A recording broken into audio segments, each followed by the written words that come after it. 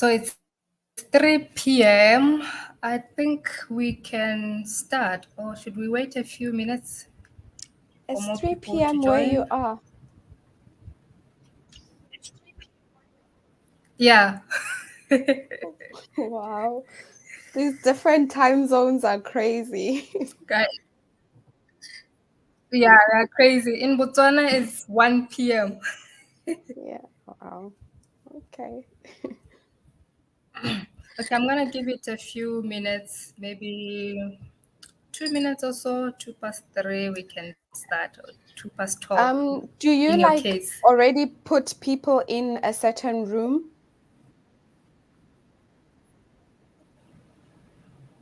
No, they are going to live stream the session from YouTube. They're already live now. They're Oh, watching so live. you can't. Wow. So hi. This is interesting So in because terms of normally I'll be able to see the person. All right, cool. no, so you won't be able to see them, but we'll be able to see their comments. So Okay. I'll be putting the comments on the screen. All right, this is interesting. Yeah, it's very interesting. Okay, so I'm going to start. It's 1:03. We have about 7 people on the session already. So good afternoon, everyone. Thank you so much for joining our Chevening Scholarship Webinar. So as you may be aware, the Chevening Scholarship opens next week on the 12th of September. So I thought I should invite one of the Chevening scholars, Michelle. She's from Botswana. We are both from Botswana. So I thought I should invite her so that she can take you through the application process, what is expected, what is required, and also to give her a chance to share with us how she was successful, how she was selected for this prestigious scholarship. The Chevening Scholarship is highly competitive. And to me, I believe that when you are selected for that scholarship, it means that there's something that you did something right. And it also means that you are a high caliber student or high caliber scholar. So that's why I felt like Michelle was the perfect candidate to invite to share with us about the Chevening Scholarship. I'm also excited. I'm also looking forward to learning from her, to learning more about how it all works, what is the application process, what is it required for applicants in order to be selected for the scholarship. So I'll give her a chance. She has prepared a presentation for you. She's going to walk you through the presentation. And for the purpose of this session, we are only going to focus on the application process. We are not going to be talking about interviews. We are just focusing on the application process because this is the first step you are going to take. When the scholarship opens next week, this is what you will be focusing on. You will not be focusing on interviews, but you'll be focusing on the application. And she did mention that interviews are normally done around February. So maybe possibly next year we could do another webinar on the interview process. So right now, let's focus on the application. If you have any questions that are related to the application process, please drop them in the comments and we'll address them after her presentation. We'll have a Q&A session to address some of the questions you have. I know there are also some questions that you wrote down during the registration process. So we'll also address those questions at the end of her presentation. But should you have a question during her presentation, please type your question in the comments. We'll address them at the end. So I'm going to hand over to Michelle to take us through the Chevening Scholarship application process. Over to you, Michelle. Hello. Hi to everyone joining us live. This is a bit strange for me because I'm used to like seeing who's in the room. It makes me feel like I'm not speaking to myself. So if you really want to help me, I think it will help if I just keep seeing your comments on the screen, just so that I know that you can hear me and we are engaging. Because this for me is like a chat. I'm just sharing with you, and I would really like to hear some of your comments and your questions as I go by. Now, my presentation, guys, I've prepared a lot because I really want to share with everyone on this platform.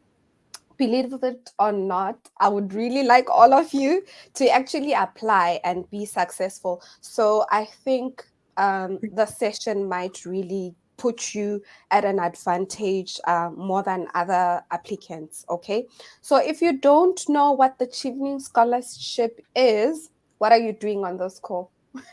I'm just joking. But anyway, the Chevening Scholarship, it's a UK government scholarship. It is run by the Foreign Commonwealth and Development Office and some of their partner organizations. So they actually fund you like full scholarship, which means they will pay for your tuition and they would also give you like a monthly stipend that goes towards your rent and your living expenses. So who actually gets to apply for a Chevening scholarship? First, you need to have a story. Okay, you need to have something that you want to do. I think maybe your career plan will actually help map out what your story actually is. And just a disclaimer before I go on, I'm doing this voluntarily, okay? I'm not here sent by Chevening themselves. The Foreign Commonwealth Development Office did not pay me or engage me to do this. This is just a voluntary thing, being invited by Bokamoso to actually share with other people the knowledge that I feel you need to have, okay? So whatever I say, you need to go onto the Chevening website and confirm those things for yourself. Obviously, my story, you won't find it on the website.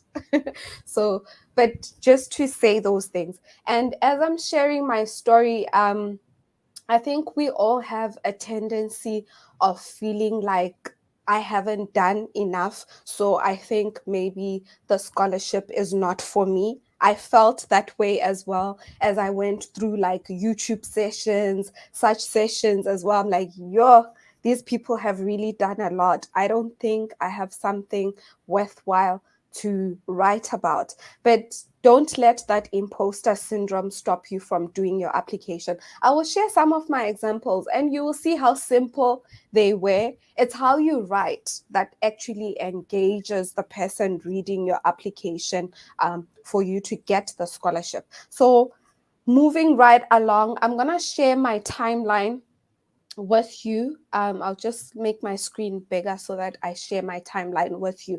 And this timeline is to help you understand when I'm sharing now my essays, exactly where about in my timeline I started writing my essays. Okay. It's not a copy and paste thing. It's just for you to get an understanding of how you can go about it. So for me, 2011, 2013, I actually did my BTech. In South Africa, and I did it part time. And yeah, I did it part time. So this is just to highlight that you would need an undergraduate degree, BEng, BSc, for you to actually apply for the Chevening scholarship. So you need to have an undergraduate degree. I normally get questions from people saying, by the time of the application, it will be my final year. If you don't have your transcript, like full transcript or your certificate, unfortunately, you will not be able to apply. Okay. You need to have actually completed your undergraduate degree. And then for work experience, after graduating from 2014, I actually started with a 6 months internship. And after graduating, I actually have 8 years of work experience. Okay. But that does not mean you need to have the 8 years. The minimum that Chevening actually requires is just 2 years of work experience, okay? And that does not mean if I have 15 years work experience, then I am at a better position than, say, Bokamoso, who only has 2 years work experience. No, you just need to have the minimum, which actually is equivalent to 2,800 hours. So that's all you need. Whether it's like full-time work experience, it could be something part-time, it could be an internship that you've done for those hours, it could be something voluntary. So it does not have to be one specific thing. And take note, I have professional work experience, I have like an internship, and I have volunteering. But when I start writing my essays, I want to prove a point that I'm not at a better position because I have all that work experience. I chose to write my essays on only one. Okay, I'm just seeing this question now. This will be answered later on the institutions. So I just wrote on volunteering. Okay, so I'm sharing this just to highlight that point. And my volunteering mainly, I focused on this one from 2017, where I actually started working for an organization called Association of Consulting Engineers Botswana, which was a voluntary position that I did, starting with mentorship. And then from 2019, I then became the chairperson of the future leaders of this organization. Okay. And I did other roles as well in this organization, but these are all voluntary things that I did as well in 2019 to 2022. And then 2021, I'm sharing this because I'm going to share my essay with you. I got retrenched. We all know COVID happened. I got retrenched. And then that is when I actually applied for the Chevening Scholarship. I got retrenched in September 2021. I was busy scrolling on LinkedIn, and the post that most of you have been seeing, that applications open in on the 12th of this date. I saw that post, clicked on it, and that's where my journey actually began. Okay. And during that process, I did get a job as well. And I will share in my essay how that came to be. So now, how did I actually apply? What really now drove me to say, I think I can actually do this, right? Thank you. Interesting story. I love seeing your comments, guys. Thank you. So I applied because after clicking that link, I I'll keep actually putting saw them in space. I actually saw our former minister, Bugolo Kenewendo, the imposter syndrome kicked in. Like, no, no, no, no. I don't think like I can match up to what she has done, because you read people's stories and you're like, these people have done amazing things, and I don't think I can do that. But it also motivated me to actually say, okay, I think this is something that I can actually apply for. And so I looked at the eligibility requirements, and guys, I like throwing in shade. That is me. There's some people on the questions, they ask me what are the requirements. You should already know, guys. If you're in this call, you should already know at least what the requirements are.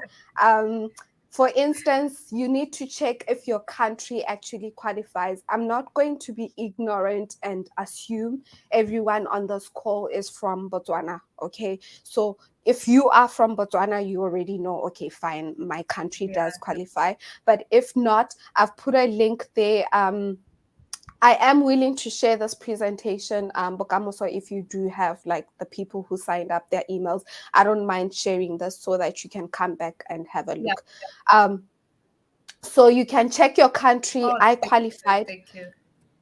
And then you check your age. The minimum age is 18.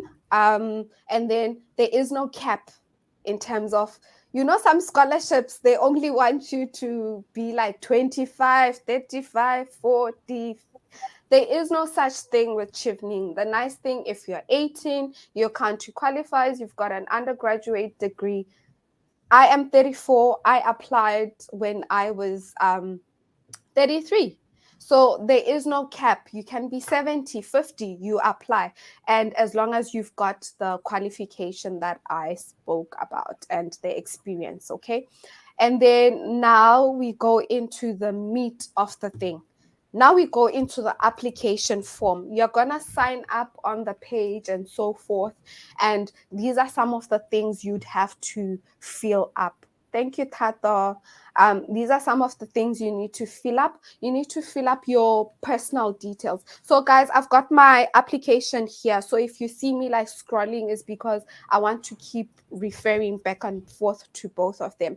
But you need to fill up your personal details. This one is really simple, but please, when you fill up your personal details, there will be a question that says, do you hold dual citizenship? Okay, if you have dual citizenship from the UK, you will not be considered for the application. And don't lie, ne? Don't lie. If you do have dual citizenship with the UK, there's nothing you can do. You will not qualify. And then you will have to enter your contact details, and this one is pretty straightforward as well, like your email address, your physical address, and so That makes forth. sense. Okay. Yeah.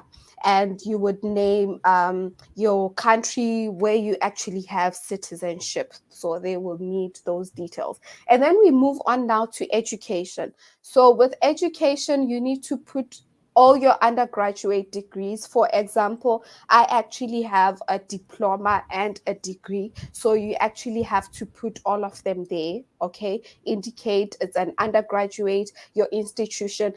This information I put on here is not true. I did not study at the University of Botswana. I'm putting it here just as an example because I didn't want to put my information here to share with you. Okay, so this is just an example. And then you'd have to put your start date and end date of your course, indicate the type, the subject, the course itself, and then the scale. Now, the scales differ. You will put the scale that is written on your certificate or your transcript. Okay. So with mine, they scored in terms of percentage. So I had to, oh, hi, Tilly. It's nice to see somebody I know.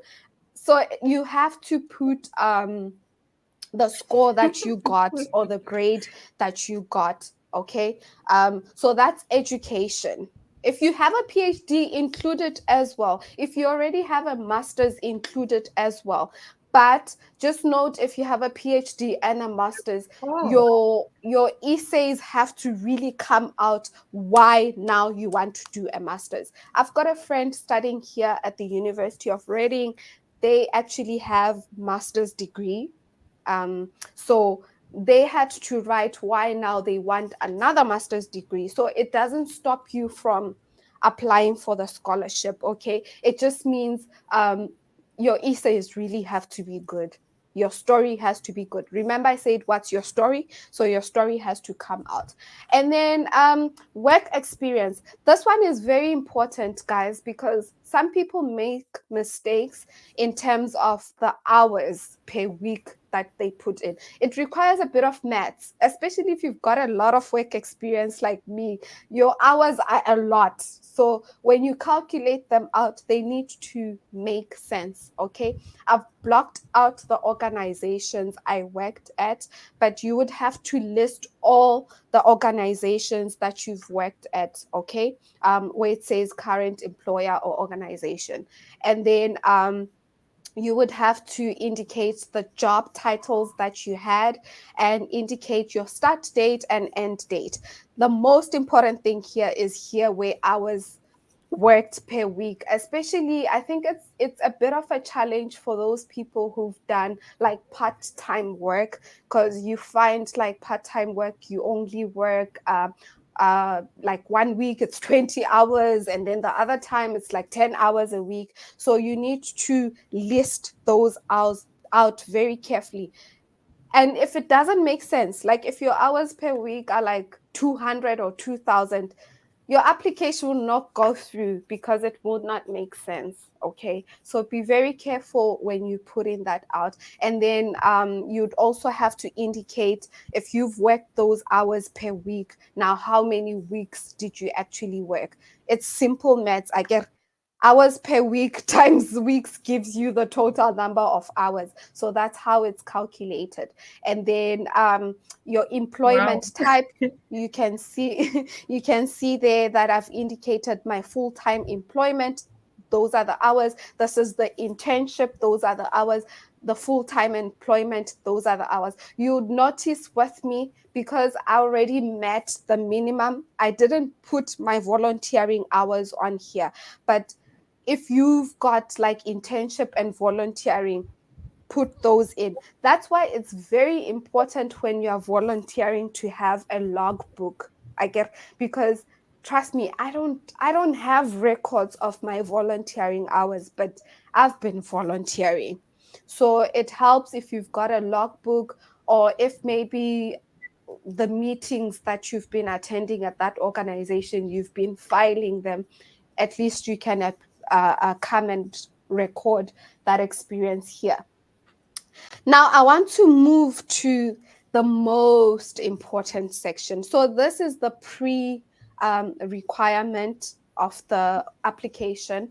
And then the most important one is this one. I need answers from you guys, otherwise, I'm not continuing with the session. Can you please comment what are the focus areas of the essay questions? If you don't answer this one, unfortunately, the session ends right here.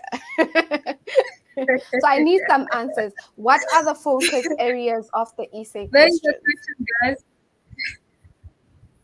There is a question for, oh, there is an answer. Let me put it on the screen. That is just a comment. She's saying informative. Oh, I need the is that a focus focus areas. area? No, it's not. Hi, Maddie. I actually know Maddie. I work with Maddie. Oh, okay. What are the There is focus a question for areas, you on the guys, screen. What for are the the focus essay area of the questions? essay question? So you can drop them in the comments and I'll highlight your answer so that you can see. Unless we don't know the focus area, myself included. Ah, ooh. Really, guys? Okay. Should I move on? Should I give up? So, oh, there is an answer. Let's see. Academic Anybody else? background. There are four. Okay, let me give you a hint. There's four. You have to write on four things on the essays. What are the four things you're writing about Focus on the areas, essays? guys. There are 4. There's four of them. Come on, I just need one person. You'd really motivate me to see Anybody that is willing to try? the people on this call. Okay, let's move on. Guys, I'm sorry. You've Okay, disappointed me. there is another one. It Why seems do you like the want to people on study the at your call chosen are. university? Okay. All right, let's move on. Oh, okay, Is that a guys. focus? These are the focus areas. You have to write on leadership and influence. Oh, Maddie, now you come with the answer. She says leadership. Yeah, so the first is leadership and influence, and then there is networking, and then the third is study in the UK, and then the fourth is career goals. Okay, so because I love you guys so much, what I'm gonna do, climate change. That's your story. That's probably what you'll be writing about. But no, these are the focus areas. These are the focus areas: leadership, networking, study in the UK, and career goals. Um, so you'll be writing on those four things on your essays. So let's start on leadership. Okay, the question on leadership would probably go like this. It will say, Chevening is looking for individuals who will be future leaders or influencers in their home countries. Explain how you meet this requirement using clear examples of your own leadership and influence skills to support your answer. So, for the leadership and networking essay, you don't just go and blurt it out like that. You need a structure, and no matter who is advising you, they will tell you you need to answer these essays using the STAR approach. Okay, STAR approach: the situation, task, action, and result. This is how you will answer your leadership and networking essays. Okay, and because I love you guys on this platform, even though you're disappointing me, I will read out one paragraph of my leadership essay. And please don't copy and paste, because my story is not your story. We are not the same. I am Michelle and you are you. So for Don't situation, you plagiarize. will, yeah, don't plagiarize. For situation, you will describe the situation you were in, and then you will then describe what task you had to do, mainly highlighting like your challenges and constraints, right? And then you would indicate the action that you took to either overcome that challenge or to address that issue, but you'd be highlighting how you worked in a team, what were the leadership skills that you had to apply. And all your essays have to have a result. It is no use telling me you are a leader and I don't see the result. Every leadership or networking has to have a result in it. Okay. I've put some quotes there for you to remember that you have to focus on examples on either voluntary organization or your work experience or internship. Avoid speaking about roles when you were in university, okay? Try and pick examples that are recent meaning if you have 2 years work experience, try and pick things within that 2 years. I get if you have 5 years work experience, try and pick things within that 5 years work experience. Don't go now to me, I was in uni, I showed you 2011. When I read out my examples, they actually start in 2017 because I applied in 2021. So I want to show that I've got something recent to talk about. Okay. You might have done something big back then. You can include it, but don't dwell too much on that. And then when you're writing, write in the first person. We know we want to be humble. You worked in a team and you want to say, we, like, for example, if Bokamoso is writing the essay, should be like, we organized a webinar to share on the Chevening Scholarship. No, no, no, no. It's not time to be humble. She will say, I arranged this webinar. I contacted Michelle. I posted on LinkedIn. So it's about I. They want to see you as the leader. You can include I was leading this team of 8 people. That's you being humble, right? So I promised you I will be giving out. So we're not gonna make time. I'm really worried about this, but I will try and be quick, okay? But at the same time really sharing most important Okay. things. So when you're writing your leadership essay, guys, Yeah. you want to, when you're writing all your essays, you want to have an opening and a closing. Opening because you want to capture the reader right when you begin. So have a thread. And what is the thread? The thread is what you want to study, what you are passionate about. I am studying project management. So that is the thread that I will carry throughout all my essays. Okay. And when I open up my leadership essay, I write the fact that as a project manager, these are the leadership skills that I will need to have. Okay. And then I'm not reading everything. You will expand on what I'm saying. And then I move on to give my example. Like I say, don't copy and paste. This is my example. Okay. I'm just sharing this with you. So a situation, every time I give you an example, try and think, this is the situation, this is the task that she had, these are the actions that she did, and this is the result. So I give a situation and say, in June 2017, okay, this association launched the ASAP Future Leaders, and these are the objectives. I list the objectives of this organization. Okay. Still in situation, I mentioned that, okay, when this organization was launching, I volunteered myself. Note, I say I. volunteered myself to be in the mentorship committee. Okay, then I move on. In March 2018, I was elected to be the mentorship committee lead. Okay, and then now I move on to the tasks that I did in this role. I've given my situation. I move on to the task to say, in September 2018, I arranged this event. Okay, and I chose this event because of one, two, three. Okay. And now I move on to say, what is the action that I took to actually arrange this event? Firstly, I approached my supervisor. Okay, sorry, I'm seeing something that distracted me there. I approached my supervisor. I named the supervisor. It's very important to drop names. Why do we drop people's names in our essay? It's to show that what you are talking about is actually legit. That's why I'm putting somebody's name there, because so that they see her. Okay, so she didn't just say she approached her manager. She mentioned this person's name.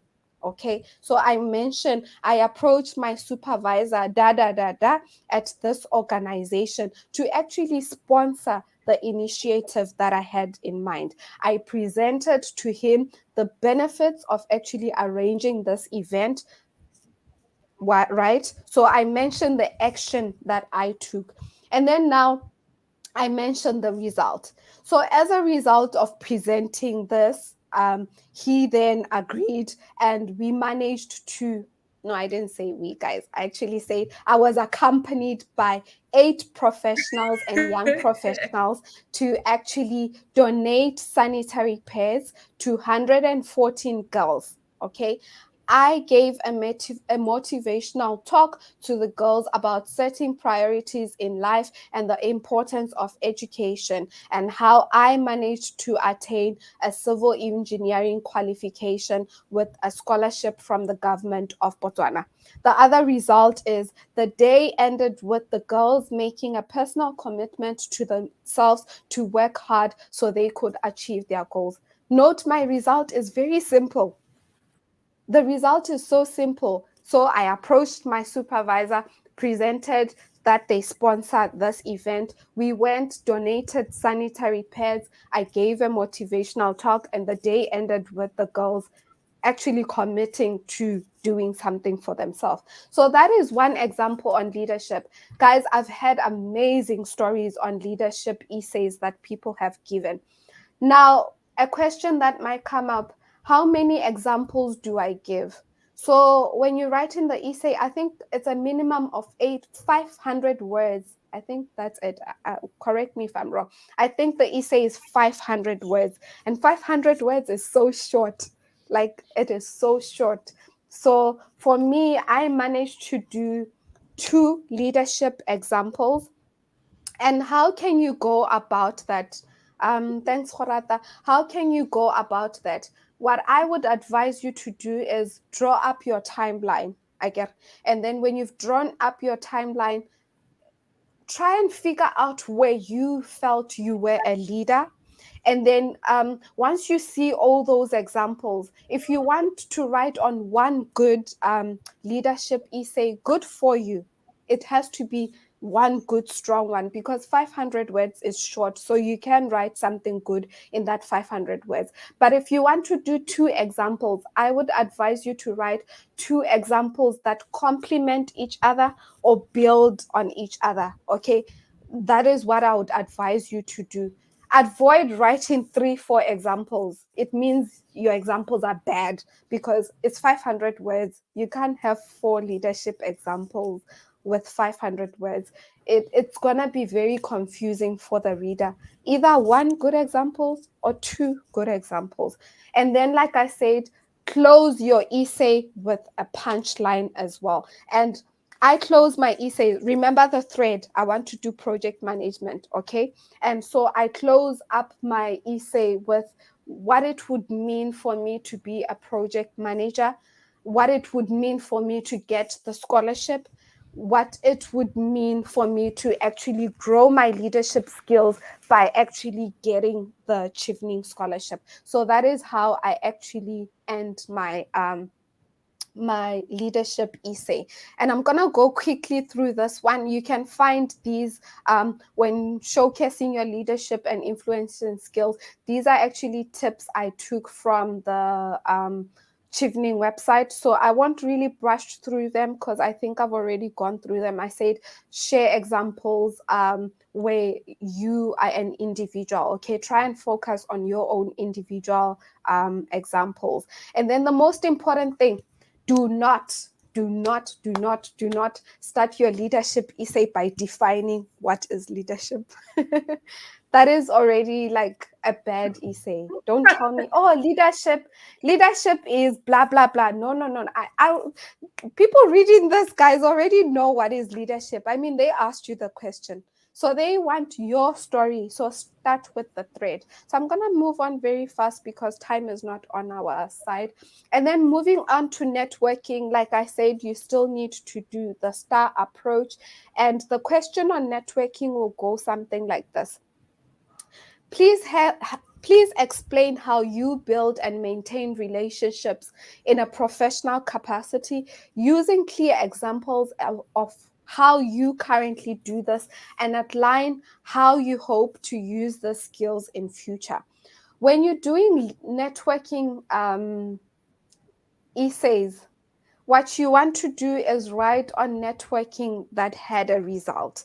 And I will say this, most people like saying, I attended this event, I met, you would say, I actually met this permanent secretary, right, at this event. Then what happened? Nothing. You just met this person, but what came out of the network? Nothing came out. So there is no use dropping names of big people if nothing happened. Okay, there has to be a result, and the network has to have a result. Okay. I'm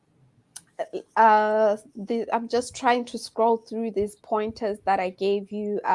Yeah, so I'll cover them in my example. Again, like I said, I'll just give you example on leadership and networking. Because of time, I will not share other examples. Okay, so what you want to also do in your networking is to indicate how you will network when you are chosen for the scholarship. Like, how will you network when you are in the UK with other Chevening scholars? How will you network after the scholarship with the Alumni Association? So you can put in 1 or 2 lines about those things. So my networking examples, like I said, start off with a punchline. For me, I started off by mentioning my mentor. I dropped the name of my mentor and highlighted what the importance of networking has been by having a mentor. Okay. So my example, I'll give an example that is linked to my timeline. So I mentioned that as I was part of this organization, right, I arranged quite a number of events, and that actually gave me an opportunity to meet young professionals like me. But most importantly, it gave me an opportunity to meet directors of companies. Okay, if you know ASAP, you know it's about consulting engineers. And so I managed to meet directors of companies, and I listed the events where I actually met these directors. I mentioned that I would introduce myself, tell them about myself, and so forth and so forth. Okay, I mentioned that. Now, what is the result of this? So I indicate that, well, in September 2021, I actually got retrenched. And then what happened after I got retrenched is I then looked at my network to say, I've met this director. Okay, I've been in contact with them, because some of them, nice enough, they'll give you their business card. And it's very nice after networking, guys. Say hi to that person. Just say something to that person, whether it's on LinkedIn or something. That helps to show them that you meeting them was very important. So what I did is, after I got retrenched, identified directors that I knew me. They knew who I am because I had actually spoken to them. So this is me showing how my network has actually helped me, right? And when I got retrenched, I actually approached these directors. I told them my story. This is what happened. And the result of that was very simple. I got an interview with one of these directors, and at the time of writing my essay, I actually had not gotten like a concrete response from them. All they said to me during the interview is, Michelle, there's a very high chance of us getting back to you with an opportunity. And that's the result I listed on my essay. Very simple to say they interviewed me and promised that they'll get back to me with a positive response. So that is all I wrote about. Obviously, I wrote 2 examples. I will not share my other example. It's for you to write, have a situation, I met so and so. This is how I kept in contact with them. It may be WhatsApp, it may be joining a group on LinkedIn. Whatever your activity was in keeping in contact with them. What was the result of that network? For example, I met Bokamoso at church. That's her situation, right? How did we keep in contact? We kept like liking each other's content on LinkedIn. I kept seeing what she's doing. She kept seeing what I am doing, right? What was the result? The result is we arranged a webinar together. Simple as that. Your network just needs to have a result, okay? So it doesn't matter what your essay is about. Just make sure it has a result. Now let's move on. Studying in the UK. What do you write about when studying in the UK? Very importantly, you have to indicate why you chose the courses that you chose, okay? You have to mention your professors. Obviously, when you're applying to, say, the University of Reading, like me, I would go on the page, I see the different professors, I see the modules that they're offering. So speak about the modules as well that they are being offered, why you actually are interested in those modules. Um, do not copy and paste what the university has said. Try and just write in your own words what you've seen in that, and try and link it to say what's happening in your own home country. If it is a specific challenge, link it to what is happening in your own country, okay? In your own words. Like I said, I'll share what I wrote about the University of Reading. So when studying in the UK, somebody I think asked about universities. You're going to be choosing 3 universities, right? You'd have a first choice, second choice, and a third choice university. And so when you open up your studying in the UK, have a problem statement. And what do I mean by a problem statement? Obviously, you're choosing to study what you're studying because you want to solve a problem, okay? I'm doing project management. Those who know me know by qualification, I'm a civil engineer. Why then do I want to study project management? So I open up my essay by stating the problem that I see in my industry and why I feel I should study project management. The other thing I had to highlight when starting my study in the UK essay is I had to indicate to them why not study in Botswana. Why do I want to study in the UK? Because project management, guys, nowadays everyone is offering a project management course. Why exactly do I then want to come all the way to the UK to study? So with me, I did my research in terms of universities that are offering project management in Botswana, and I dropped their names here. And one particular one, which I think is a good university, I indicated they actually collaborate with the university in the UK. Okay. And when I look at the ranking of this university and my first choice university, I would rather come to the UK. So those are the things you need to start with the problem statement, indicate the problem in your country, indicate why this course is important for you in the UK. Okay. And then you want to write about your first choice university. When writing about your first choice university, indicate probably how it ranks in the UK. Like I said, mention one of the professors. Mention these professors, guys, are listed in the websites. They indicate the papers that they've written. So indicate a particular paper this person has written that really strikes something in you and you want to engage further with this particular person. Then also indicate the city. What about the city of this university do you want to explore? Where do you want to go when you are in the city? I also indicated like a particular restaurant here in Reading that I really want to visit. So it's not all academic. Also put in some flavor in there in terms of your interests. And then also first paragraph problem statement, second paragraph first choice university.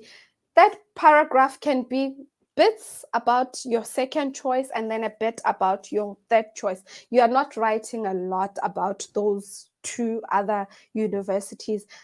3 sentences about each of them would do. Close off with something. I keep saying this. So when you're closing off your study in the UK, highlight the importance of the Chevening Scholarship, highlight the importance of this degree. Okay, so that's study in the UK. And then lastly, you would write an essay on your career plan. This one, we all have different career plans. They will ask you, like Chevening is looking for individuals who have a clear post-study career plan. Please outline your immediate plans upon returning home and your long-term plans, okay? You may wish to consider how these relate to what the UK government is doing in your country. Most people always ask about the last part. How do I actually do that?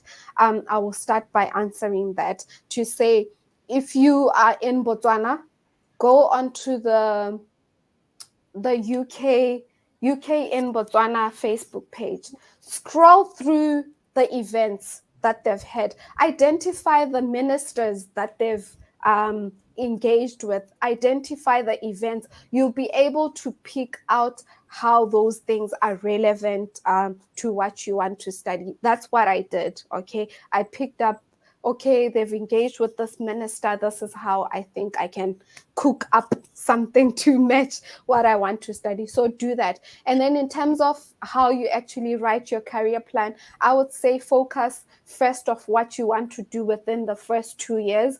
Obviously, you start by engaging with the alumni association.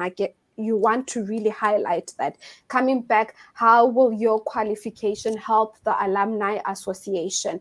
Within that 2 years, what exactly do you want to do within that 2 years? So now moving on, after 2 years, you've accomplished that. What do you want to accomplish now in 5 years' time? That's your medium term now, right? You will indicate, well, within 5 years, this is what I want to accomplish. And then having accomplished that within 10 years, I think having this experience, this is what I want to do. There's nothing wrong dreaming big. Mention, I want to be the minister, okay? But mentioning you want to be the minister, your roadmap has to show you want to be a minister. I get what you say within the next 2 years, within the 5 years, it has to show that you want to be a minister. So yeah, that's what I want to share in terms of that. And then quickly through the other resources, because I want to give you time to ask me questions, is the resources that I used, guys. Go onto the Chevening website, look at the news and blogs. I've included 1, 2, 3, 4, 5 of them that I think for now you should focus on, which are mainly on the applications. So if you go onto the news and blogs tab, I think it's on top when you go on the Chevening website, there's a place where it says news and blogs. You would see the search little engine. So when you go there, under category, choose application, then country, just leave it blank, and then audience, click applications. Then all the news and blogs that relate to applications will come up. If you have time, just read through all of them. Trust me, a good application is one that has done research. If you don't like reading, if you don't like researching, I'm sorry to say this, guys, you will not be successful. It's very plain and simple. The Chevening application process helps you when you come to the UK. The master's 1 year is so rigorous. It's painful. And doing the Chevening application process helps you prepare for this 1 year. So these are some of the blogs that I think you should read up on. I will share this presentation. And then the other thing, if you haven't done so, sign up for the newsletter. It's called the Alphagram. Thank you, Apple Pie. Says thank you, much needed details. Sign up for the newsletter. The newsletter is nice because they keep telling you they've uploaded a blog. They will just keep giving you information that is relevant, okay? And then I told you I applied during a time when I was retrenched. So I stopped watching Netflix. I stopped watching all my favorite soapies. I think my husband got tired of me because I watched YouTube. Guys, I watched YouTube. There are very nice people on YouTube that take time and record these wonderful videos for you. So there is 1, 2, 3, 4, 5 that I have identified for you that I also binge watch. Like I would binge watch. You know the way I binge watch Korean series? I binged watch these YouTube videos. So go on to like Chevening Scholarship Help. This guy is so good. He spends time telling you sentence by sentence by sentence what you should write. Go and watch his videos. There's Kuseme, some of you might already know her. There's Faith, and there's AFM stories can be overwhelming because they have a lot of videos. So how I would approach this, you guys still have time on this platform because scholarship open. The application opens on the 12th of September and it closes in November. If I were you, this is what I would do. I will spend a week writing my leadership essay. So I will watch like 3-4 videos on leadership and then I'll go and write my leadership essay. So I'll spend 1 week doing that. There's 4 essays you can finish in a month, right? The next week I would watch networking YouTube videos and write my networking essay. Third week, fourth week, just like that. So these are the videos I think you should watch. Somebody asked me where to start about choosing your courses. So on the Chevening website, they have something called a course finder tool. So you can go on there, type in the course that you want to study. You can just say all regions. And then if you're doing project management, for instance, you can see the search came out with 238 courses on project management. This is on Chevening. So they actually, what they do is they upload universities for you and the courses for you. So it's very nice because they're already there. But one important thing I wanted to highlight is within these universities, there's what is called like Chevening partner organizations. So Chevening partner are very nice for 2 reasons. When, say, for instance, you have to have like an unconditional offer, okay, that is required sometime in June. There will be a cutoff date where you have to provide an unconditional offer. So the nice thing is, if, say, for instance, the university has given you a conditional offer and the other condition is that you need to have paid a deposit for your tuition, you can write an email to the partner organization and say, my name is Michelle. I'm actually applying for a Chevening scholarship. this is where I am in the application process, and I would like you to please give me an unconditional offer as I wait for a response from Chevening. Chevening partners know, right? So they will give you an unconditional offer because they know if you get chosen for Chevening, the tuition is paid by Chevening. And the nice thing also about Chevening partner organizations is that they also actually sponsor a certain percentage of your tuition. It's an arrangement they have with Chevening, so you don't have to worry about that.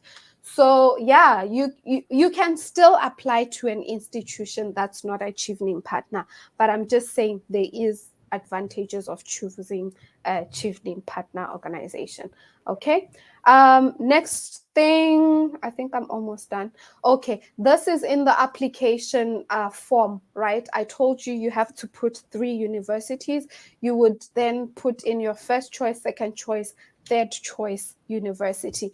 The most important thing here is if you're choosing different institutions, which I'm advising you to do, I advise you to choose 3 different universities. If you're choosing 3 different universities, you need to choose the same course or similar content course. Okay, you can't choose 3 universities and then at the University of Reading you want to do project management, at Salford you want to do marketing and blah blah blah, at Nottingham you want to do something else. No. If you're choosing 3 different universities, they have to be related course. But if you're choosing one university, you have to choose 3 different courses. But why would you want to do that? Because it makes your essays so much difficult to write. Remember, I said have a story, have a thread. So now, if you want to study at one university and then now you want to write on 3 different things, oh, it just confuses everything. But my advice: 3 universities, same course. Yeah. So there is that tab that says, have you applied? Okay, I get this question a lot. When do you start applying for the universities, right? You have a choice of actually submitting your application in November and saying, no, I have not applied. There's nothing wrong with that, but you're putting yourself at risk, okay?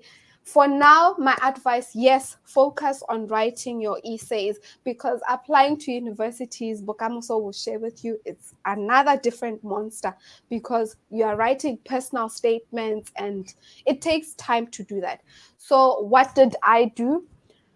I took 1 month to write my essays, right? I identified which universities I actually want to study at. And when choosing universities, don't be ambitious. If you know your undergrad results were not good, you cannot choose the top 10 universities in the UK and apply to them. They will reject you. They will reject you. They would outright reject you, so you don't want to do that to yourself, like choose the top 10 and only apply to the top 10. Apply to as many universities as you want. Don't apply to only 3. Okay, apply to as many universities as you want, but first identify the universities you feel you have high chances of actually getting accepted. Read up on the requirements of that university, then start writing essays on those universities, right? I told you, focus 1 month writing your essays, then you start applying to those universities. If you feel like, okay, I have a draft of my essays, now I can start applying to the universities and focusing on that. You will list your 3 universities, but the reason why I say apply to more than 3 universities is this: during the interview stage, right? You would probably know, like for me, during interview, the University of Salford had rejected me. And the reason they rejected me is because I have a BTech, I don't have a BSc. So they rejected me because of that. So at least if all my universities had rejected me by the time of the interview, I could have used the interview stage to tell the panel these universities rejected me, but I applied to other universities that have accepted me. So that's now how you have a contingency plan to say, in case I get rejected, at least I only have the interview stage to make my story. There's been people, guys, that got the Chevening Scholarship and got rejected by 3 of their choices. And those responses came after the interview stage. And Chevening would not give you the scholarship if the 3 universities on your application have rejected you. So that's why I'm saying it helps to apply early, so that if you know the 3 universities rejected you, but at the time of the interview, you have 1 university that accepted you, you can use the interview stage to actually make your story. Okay, because the reason why they would probably reject you is your essays are based on the 3 universities. And during the interview, you spoke about the 3 universities. So you can't now, when they give you an offer, you say, oh, they all rejected me, but this university accepted me. They will not accept that. Okay, so that is why I'm saying it helps to apply early. It helps to apply to more than 3 universities. It helps to also try and apply to universities in the top 10, top 20, top 30, whatever you want to do, but check the requirements. Okay. And then the most important thing when you're applying to universities, it has to be a university that offers the course starting in September or October. So you guys have to choose a course starting in September, October 2024. Okay, you have to choose a course that is full-time taught, not part-time, not 2 years. It has to be 1 year. Okay, it has to be based in the UK. Another question that might come up is, can I do an MBA? Yes, you can do an MBA, but the MBA is capped. It's capped at £22,000. So if you want to do an MBA and your MBA is £26,000, you have to pay the difference. But for a master's degree, it's not capped. You can choose to do a master's degree at the University of Oxford, and it costs £40,000. Chevening will pay for it. That's if you're doing a master's. Okay. I think my last slide. Oh, references. I'd forgot about this. So during the application, one other thing they will ask you to do is to just name 2 references. You are just naming the references, okay? You don't need to upload any reference. But when you're naming your reference, guys, make sure it's people that know you. Make sure it's people that are willing to write about you. You can't write your own reference, by the way. I know you're tempted to do that, but you can't write your own reference. But yeah, in the application, you have to name 2 people in your references. And it's very important, like for me, because my examples were based on the voluntary work. So you want to put a reference who knows about that stuff, right? So I put references based on my previous employer and my organization. Like the CEO wrote something for me on there, and they need to highlight your skills in leadership and networking, how they know you personally, and so forth. Common question: can I change my reference details on the application? You can do that, but there is a cutoff date. Once you've been invited for the interview, that's the stage where you need to upload your references. And in the invitation email, they would let you know. They would let you know which cutoff date you have to have uploaded those references. Okay. There is also, in terms of how your references, who they should address the reference to, that information is there on the Chevening website. So you can look up that information. I think this is my last slide. Yes, it is my last slide. All the best, guys. Remember, why did I put this?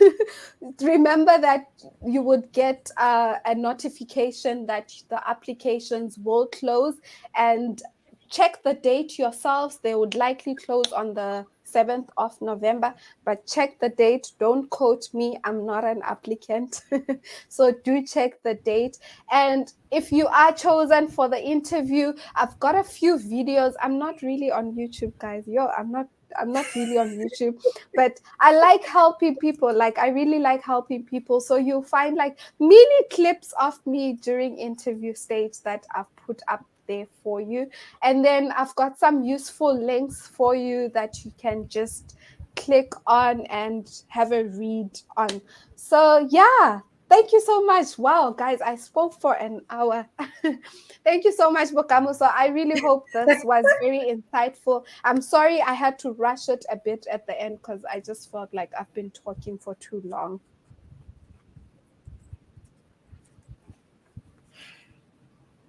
Okay, thank you so much, Michelle, for dedicating your time to inform us, to teach us about how do you spell it? Chevening Scholarship.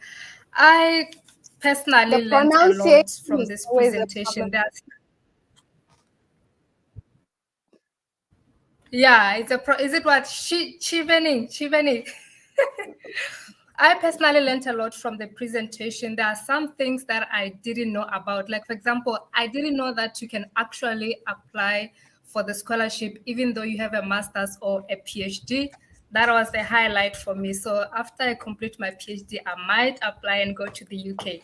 So I think you have said a lot. I don't want to mix it up. I don't want to jinx it. I don't want to add anything to that because it was a mouthful.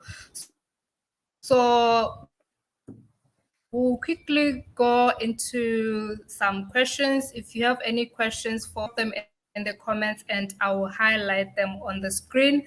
Let me check from the list of questions we have from the registration. There's some love from Pakistan, from Apple Pie, Michelle. Let's check if Hi. I'm gonna check if we have any questions that we did not address from the registration. And thank you so much, guys, for joining the session. Thank you for registering and joining.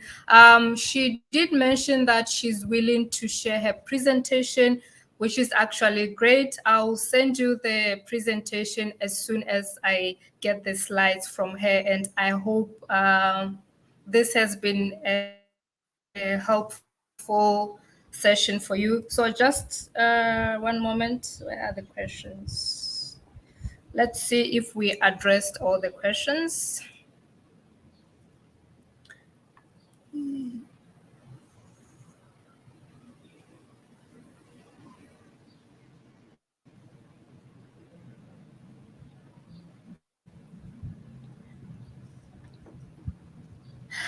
There's one I'm interested in. I know we're talking about applications, but there's someone who asked about how is racism in the UK. Would you like to share on that? Wow, guys. Wow. Why are you doing that to me?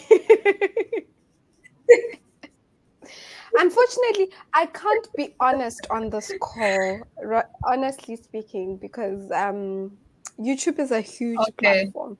Yeah, I really, it's a very sensitive topic. Yeah. Yeah, it's a very Okay. sensitive topic. But I think what I just want to highlight, in terms of my institution, like where I'm studying, is to indicate that in class, I actually studied with a lot of people that are not from the UK.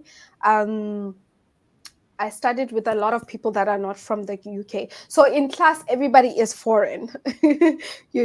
Everybody is foreign. And Oh, okay. with the university itself, there's a lot of people from different different countries. And I will answer you by saying I once was invited, for instance, to sit in a committee that discusses how Black people live in terms of in the university, and actually indicate some of the issues that we had so that the university could address. So there is an underlying existence of that. Yeah. So I don't know if I've answered you, but yeah. Okay, okay. I would say No, like it's okay.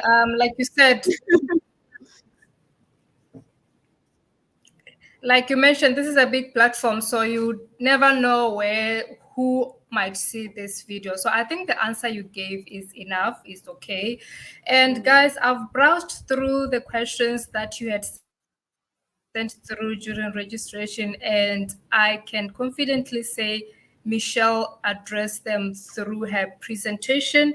So I don't think there's a need to get into each one of these questions because they were addressed in a presentation. And once again, thank you so much for joining. If you need assistance with your application, your university or scholarship application, please feel free to reach out to me, or you can book a consultation call through the link in the description. Um, I don't know if Michelle, would you want them to reach out for any help or nope? okay, so I'm gonna say I'm this not putting you because in the spotlight. I was just I saying, for me, I can help you with the application. Yeah, so what I want to say to you guys on this call you is can go please ahead. Sorry. reach out to me on LinkedIn. Drop me a message. Hi, Michelle. My name is so and so. I was actually on the call and I look forward to applying. So that's you indicating to me you were on this call.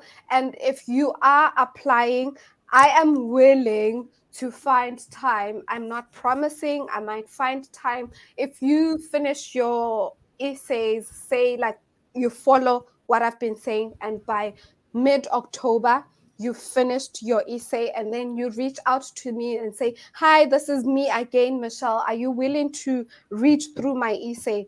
I'll be willing to do that for you. Okay. So I'll be willing to really find time because I know you joined this webinar, you reached out to me, and I know you're working on your essay. So I'll be willing to review your essay, but that has to be mid-October. Don't come to me a few days before submission, guys, and say, Michelle, please review my essay. But I am willing to review some essays. Yeah, it Okay. has to be. Okay, okay. All right. I guess we can end the live session since there are no more questions on the comments. Thank you so much again, Michelle, for your time, and thank you Thank to everyone you. who joined the. Bye. Bye. Have a nice day.